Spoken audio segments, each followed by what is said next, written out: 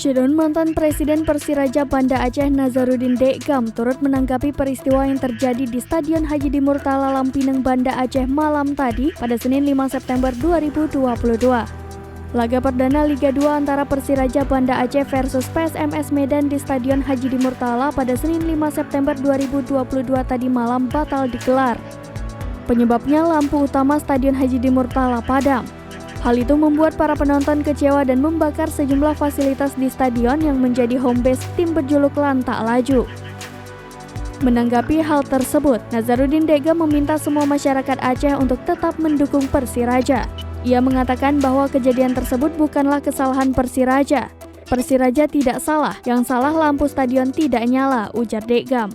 Sebelumnya, pertandingan yang mempertemukan dua tim dari provinsi bertetangga ini dijadwalkan berlangsung mulai pukul 20.30 waktu Indonesia Barat.